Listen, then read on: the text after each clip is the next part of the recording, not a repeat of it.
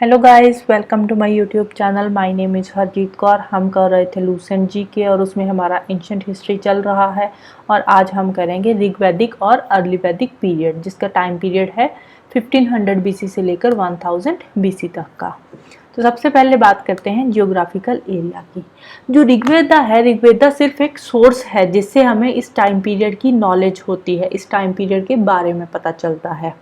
जो ऋग्वेदा में रिवर्स के नाम है, माउंटेन्स के नाम है या ओशियंस के नाम है, उससे हमें जो ऋग्वैदिक लोग थे, रहते थे, उनकी जियोग्राफिकल लोकेशन के बारे में पता चलता है। उनके जियोग्राफिकल एरिया का एक आइडिया लगता है कि वो कैसी जगह पे रहते थे, जहाँ पे रहते थे वहाँ पे कैसी रिवर्स थी, माउंटेन्स थी, ओशियंस थी। इन सब चीज़ों के बारे में हमें पता चलता है।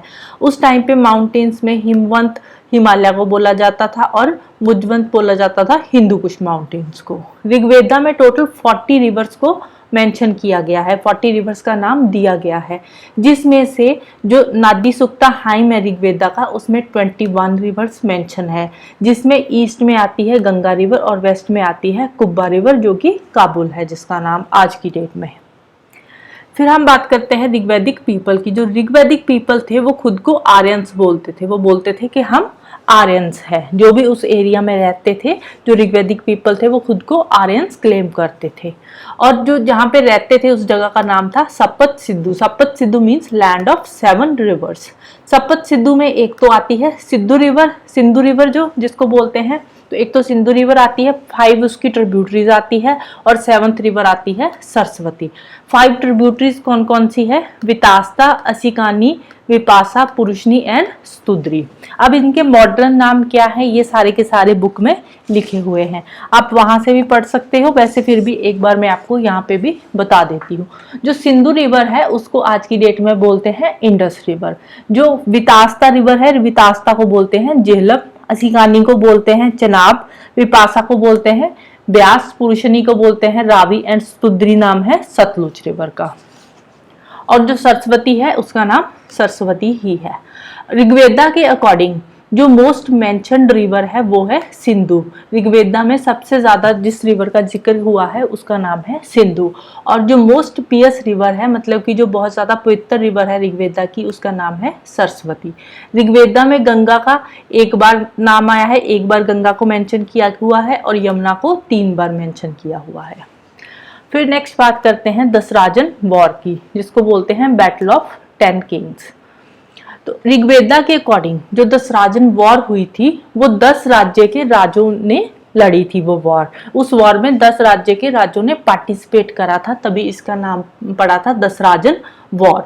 और ये वॉर की किसके अगेंस्ट थी? ये वॉर थी त्रित्सस फैमिली के बराता किंग के अगेंस्ट थी, जिनको बोलते थे सुदास। तो सुदा के अगेंस्ट ये वॉर हुई थी।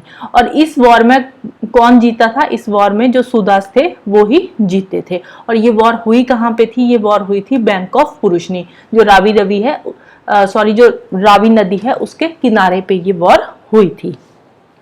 तो इसमें जो किंग्स ने पार्टिसिपेट करा था वो कौन कौन सी स्टेट के किंग है, वो सारी स्टेट का यहाँ पे नाम मेंशन किया हुआ है। इतना ज्यादा इंपॉर्टेंट नहीं है, पढ़ना चाहो तो पढ़ सकते हो, अदरवाइज इसको छोड़ भी सकते हो। इंपॉर्टेंट सिर्फ यही है कि जो दसराजन वॉर है वो किसके अगेंस्ट हुई थी? वो सुदास के अगेंस्ट हुई थी। सुदास कौन थे? त्रित्सस फैमिली के भ्राता किंग थे, राइट। और कौन सी जगह पे हुई थी? रावी जो रिवर है उसके बैंक पे ये हुई थी। और इसमें विक्टोरियस कौन रहा था? सुदास विक्टोरियस रहे थे। बस ये 2-3 चीजें इसमें इंपॉर्टेंट है, बाकी स्टेट्स के नाम इतने इंपॉर्टेंट नहीं है। नेक्स्ट बात करते हैं पॉलिटी की। पॉलिटी कैसी थी? हम जो कुला था, कुला क्या है? कुला फैमिली को बोलते थे। उस टाइम पे फैमिली का नाम था कुला। कुला सोशल एंड पॉलिटिकल ऑर्गेनाइजेशंस का एक बेस होता था, दोनों का एक बेस था कुला। तो कुला के ऊपर आता था ग्राम, ग्राम के ऊपर आता था विश, विश के ऊपर आता था जना और जना के ऊपर आता था राष्ट्र। बहुत सारे कुलास मिलके क्या बनाते थे? ग्राम बनाते थे। ग्राम मीन्स विलेज बनाते थे। और बहुत सारे ग्राम मिलकर बनाते थे विश, और बहुत सारे विश मिलकर बनाते थे जना, और बहुत सारे जना मिलकर बनाते थे एक राष्ट्र। जैसे कि आज की डेट में अगर हम बात करें तो एक फैमिली होती है, बहुत सारी फैमिलीज यहाँ पे मिलकर रहती है, इकट्ठी हो जाती है, तो वो क्या बन जाता है? एक विलेज बन जाता है और बहुत सारे विलेज इकट्ठे होकर क्या बनता है, एक टाउन बनता है। टाउन से फिर सिटी बनता है, डिस्ट्रिक्ट बनता है, स्टेट बनता है, नेशन बनता है, जैसे आज की डेट में होता है सेम उस टाइम पे भी होता था। अगर हम गवर्नमेंट की फॉर्म की बात करें तो उस टाइम पे कैसी गवर्नमेंट थी, गवर्नमेंट पैट्रियार्कल नेचर की थी, मतलब उस टाइम पे गवर्नमेंट में भी मेल डोमिनेट ही होते थे, फीमेल उस गवर्नमेंट में कम ही पार्टिसिपेट करती थी। मोनार्की नॉर्मल था, मोनार्की होता था कि जैसे राजा रूल करता है वैसा ही सिस्टम होता था, बट कुछ जगह पे हमें नॉन मोनार्कल पॉलिटिक्स भी देखने को मिलती है। जो राष्ट्र होता था, राष्ट्र मीन्स नेशन, जो राष्ट्र था, राष्ट्र पे रूल करता था किंग, किंग को बोलते थे राजन, और उसका जो डिसेंट होता था, जो राजा का आगे बेटा होता था, वही उसका हेरिडिटरी हेड होता था, और based on the law of primogenitor, मतलब कि जो राजा का पहला बेटा होता था वो उसका हेरिडिटरी हेड होता था आगे, मतलब राजा का जो पहला बेटा होता था वो ही आगे राजा बनता था। कई जगहों पे इलेक्टिव मोनार्की भी देखने को मिलती है। आगे हम अगर बात करें किंग के मिनिस्टर्स की, किंग के मिनिस्टर्स के बारे में इतना ज़्यादा यहाँ पे मेंशन नहीं किया हुआ, थोड़ा बहुत मेंशन किया हुआ है। जो पुरोहिता होते थे या डोमेस्टिक प्रीस्ट होते थे वो होते थे फर्स्ट रैंकिंग ऑफिशियल किंग के, तो वो किंग के फ्रेंड भी होते थे, फिलोसफर भी होते थे और गाइड भी होते थे।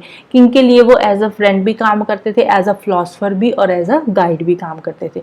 किंग ने कोई भी अपनी सलाह लेनी होती थी वो उनसे ले सकता था। इसके अलावा और ऑफिशियल्स कौन कौन से होते थे, एक तो सेनानी होते थे जो आर्मी चीफ होते थे, ग्रामनी होता था, ग्रामनी होता था हेड ऑफ द विलेज, वो भी किंग के रॉयल ऑफिशियल्स में आते थे। फिर आता है कुला, कुला जो होता था उसका हेड का नाम क्या था, कुलप्पा। ग्राम का जो हेड होता था उसका नाम था ग्रामनी, उसको बोलते थे ग्रामनी। जो विष का हेड होता था वो था विस्पति। जना का जो हेड होता था उसको गोपा या गोपति बोलते थे। जो राष्ट्र का हेड होता था उसको बोलते थे राजन, राष्ट्र मीन्स कंट्री, तो उसका जो हेड था वो था राजन। तो अल्टीमेटली जो किंग होता था वही जो कंट्री पे रूल करता था। तो अगर हम उसकी आर्मी की बात करें तो आर्मी में फुट सोल्जर्स भी होते थे जो पैदल चलते थे, और चैरियोटियर भी होते थे जो रथ पे चलते थे। और उस टाइम पे जो वेपन्स बनते थे वो होते थे वुड से बनते थे, स्टोन, बोन और मेटल, इन सब चीज़ों को यूज करके वेपन्स बनाए जाते थे।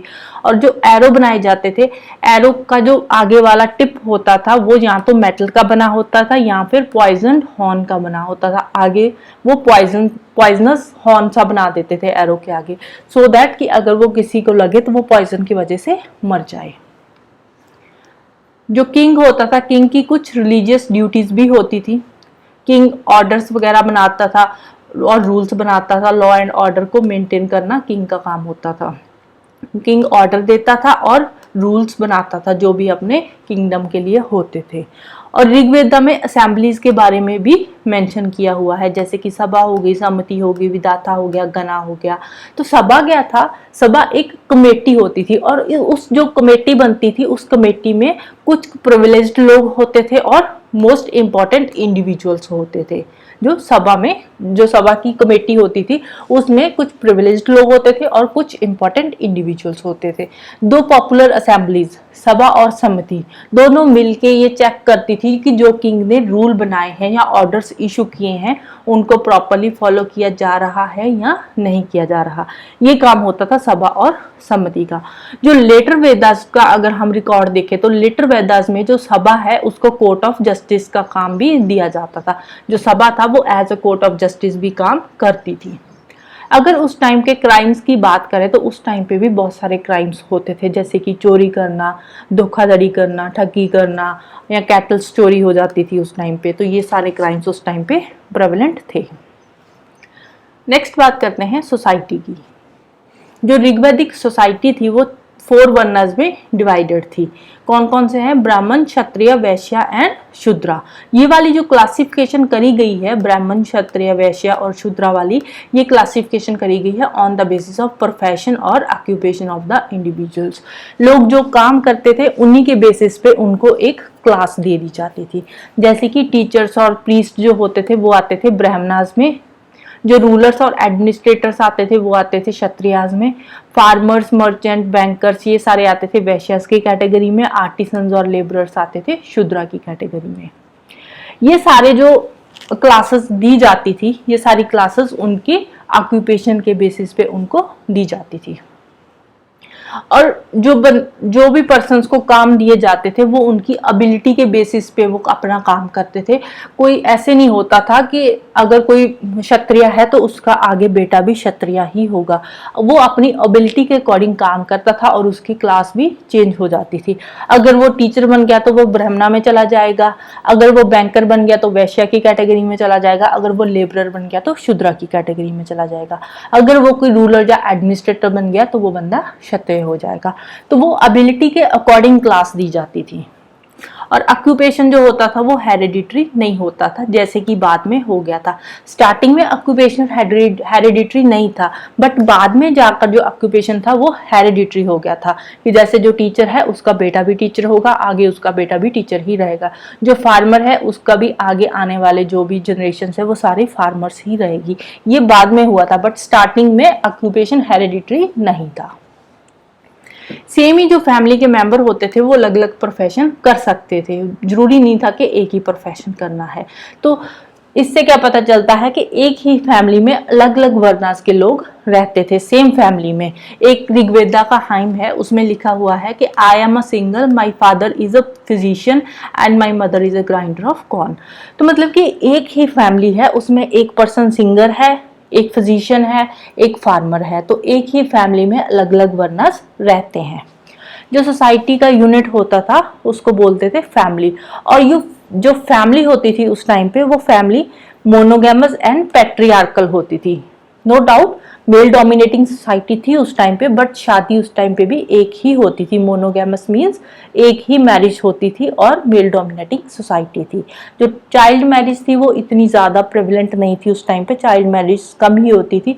और जो विडो होती थी, विडो जो उसका जब हस्बैंड की डेथ हो जाती थी तो वो उसके छोटे भाई से उसकी शादी कर दी जाती थी। जो फादर की प्रॉपर्टी होती थी वो उसके बेटे के पास जाती थी। राइट टू प्रॉपर्टी उस टाइम पे भी एग्जिस्ट करता था, मूवेबल थिंग्स पे भी और इमूवेबल प्रॉपर्टी पे भी।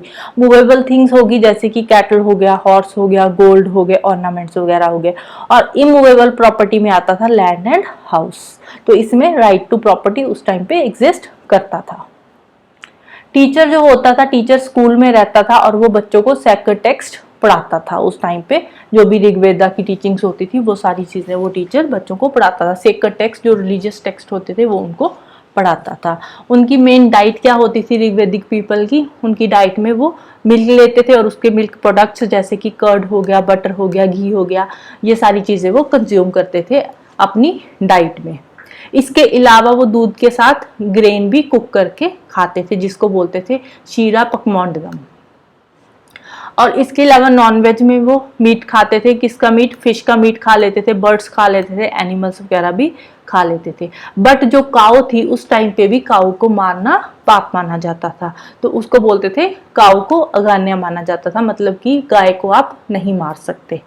तो ऋग्वेदा में अगर कोई गाय को मारता था तो उसको पेनल्टी दी जाती थी, उसको सजा दी जाती थी। इवन के डेथ पेनल्टी भी दी जा सकती थी, या फिर उसको राज्य से ही निकाल दिया जाता था, देश निकाला दे दिया जाता था, या फिर उसको मार दिया जाता था अगर कोई काऊ को मारता है या उसको इंजर करता है, उसको कोई नुकसान पहुंचाता है तो। इसके अलावा अल्कोहलिक ड्रिंक्स भी कंज्यूम करते थे, उसका नाम था सूरा एंड सोमा। अल्कोहलिक ड्रिंक्स में सूरा एंड सोमा कंज्यूम करते थे वो। जो आर्यंस थे, आर्यंस खुद को क्या बोलते थे कि वो एग्रीकल्चरल है और पेस्टोरल पीपल है। तो जो उनकी वेल्थ होती थी वो क्या होती थी? काऊ होती थी। जिनके पास जितनी ज्यादा गाय है वो उतना ज्यादा अमीर होता था। तो इसके अलावा अम्यूजमेंट्स भी उसमें उस टाइम पे कुछ होते थे, जैसे कि म्यूजिक हो गया, डांसिंग हो गया, चैरियट रेसिंग हो गया, डाइसिंग हो गया। तो ऋग्वेदा के टाइम पे गैम्बलिंग भी बहुत ज़्यादा चलती थी, बहुत प्रेवलेंट थी। तो एक ऋग्वेदा का हाइम है, हाइम नहीं बोलेंगे, स्टैंजा है ऋग्वेदा में। एक स्टैंजा लिखा हुआ है, उसमें क्या लिखा है? My wife rejects me and her mother hates me. ये गैम्बलर्स के रिगार्डिंग लिखा हुआ है, क्योंकि कोई ज्वारी होगा तो उसको कौन ही रखेगा, उसकी वाइफ उसको छोड़कर चली गई और उसकी जो मदर है वो भी उसके नफरत करती है। तो ये ऋग्वेदा का एक स्टैंजा है, right. So this is all about today. Next हम करेंगे ऋग्वेदा का ही रिलीजन एंड इकोनॉमी। तो जाने से पहले वीडियो को लाइक कर देना, शेयर कर देना और चैनल को सब्सक्राइब कर लेना। Thank you, bye bye and have a nice day.